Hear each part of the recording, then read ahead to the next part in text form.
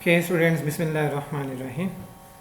So, in our previous lecture, we have discussed something about postmodern literature, and I have told you about the definitions, different definitions of literature. Like, literature is the reflection of society, according to Louis Montrose, and after that, I told you about W.R. Goodman's definition of literature, who says that literature is the defined language, and then we have discussed about the idea of Guji Vauthion that language is culture. So we have concluded in our previous lecture that literature is the reflection of culture through defined language.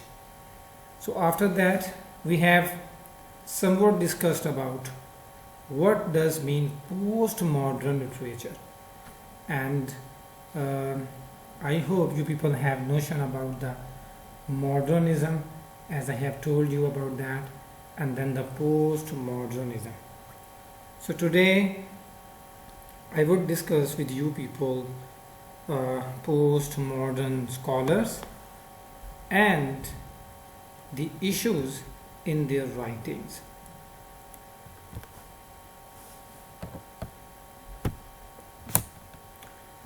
So this is the outline of today's lecture. First of all, we are going to discuss postmodern scholars.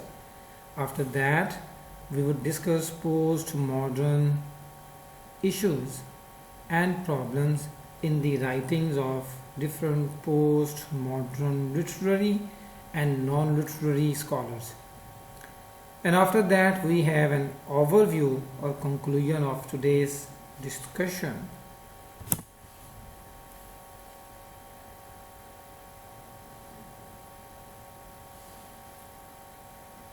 Students, most of postmodern thoughts have mainly been originated from the non-sociologists like Derrida, Lyotard, Jameson, and others postmodern scholars. Apart from them, some other prominent writers were Foucault and Baudrillard. In this lecture, we deal with the thoughts of these prominent postmodern scholars. So first of all is Jacques Derrida. So he is a French scholar. So in French, the J, the pronunciation of J would start as Y. So Jacques Derrida was an Algerian-born French philosopher who followed the constructive approach. He is the person who first used the term discourse. So you people, I hope, also have some lectures on discourse analysis, and in your upcoming research work, you may use this discourse analysis theory and practice. So this discourse analysis argues the relationship between texts and context, or between language and its social usage. In this regard, Derrida emphasized on the hermeneutical method in analyzing the work of Michel Foucault, very prominent postmodern scholar. Students, our topic is postmodern fiction. So you must know something about Derrida, Baudrillard, Michel Foucault and other scholars. But in our course during this semester, we have to discuss postmodern fiction.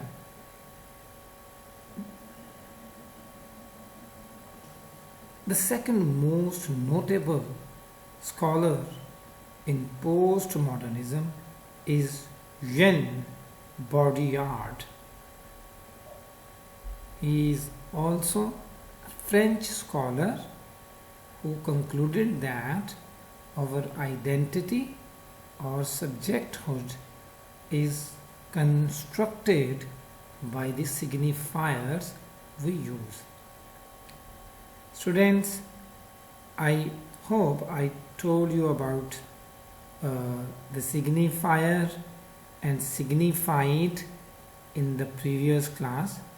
So if not, then you must keep in your mind that signifier is a sound and signified is an image that mostly related to the signifiers.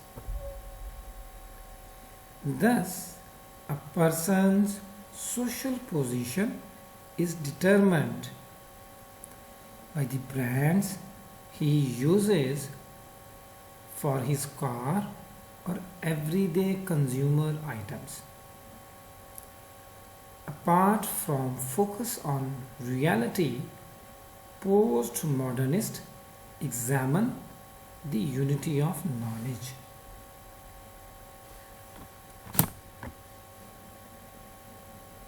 Another very prominent postmodern scholar is Michel Foucault. He is also a French philosopher who gave importance on discourse. He said that truth is a relative concept and we can understand truth through a social process called discourse. So in this sense, discourse analysis is very much important in post-colonial studies. Another American philosopher, he is American philosopher, not French. So here you find variation in postmodernism.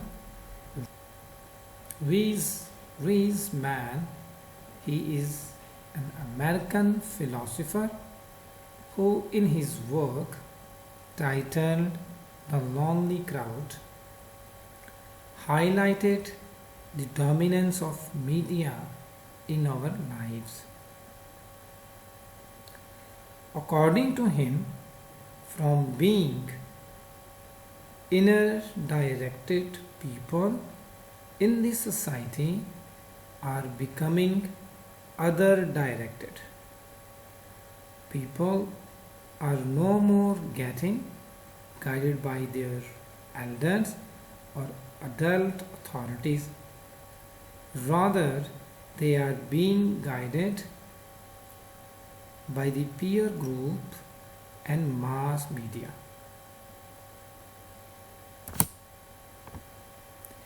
Jean-Francois Lyotard is also very prominent postmodern theorist. Lyotard is also a French philosopher and famous postmodernist who worked with interdisciplinary discourse covering a variety of topics.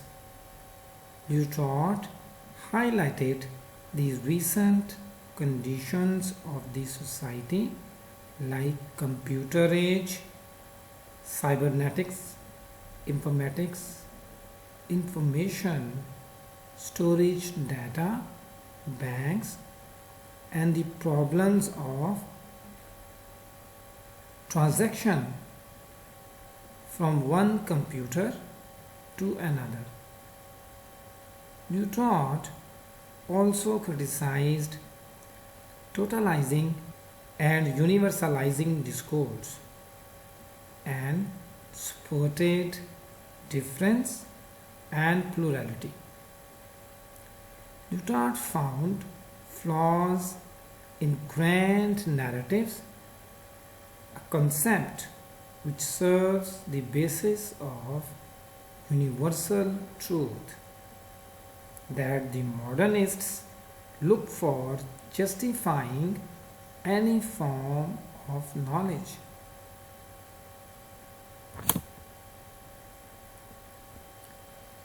Another American scholar, Jameson,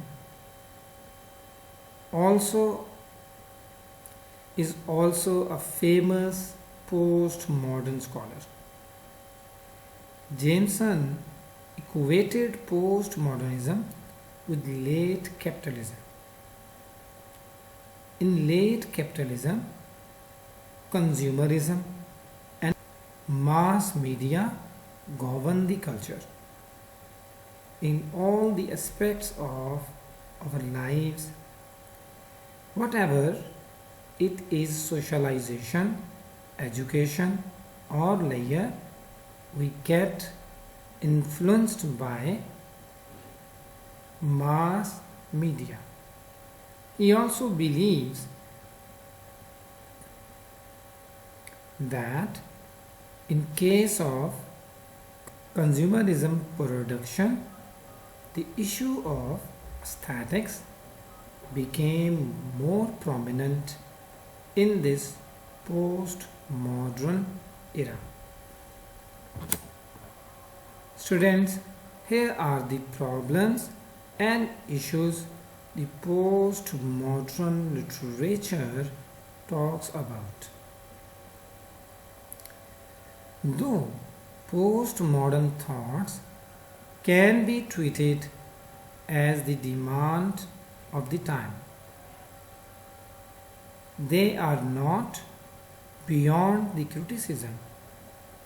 Scholars are also confused with the fact that whether we have really entered in a new world that can be termed as postmodern, or this is just an extension of the modern era.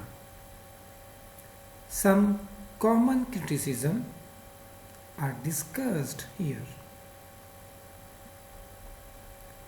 Many readers find postmodern literature is difficult to understand because of the usage of difficult language forms and difficult jargons and terms. In postmodern literature, the ambiguous way of explanation makes postmodern literature almost unreachable to many readers. Postmodernism does not contain the flavor of anything obvious, but in most cases it is something that rejects any format or simplicity. Whatever may be the field, whatever it is, art, music, architecture, literature, or sociological theory, lack of format has become the identity of post-modernity. However, the multifaceted characteristics of post-modernity makes it bizarre. In most cases, the modernists highlight the problem without pointing any solution.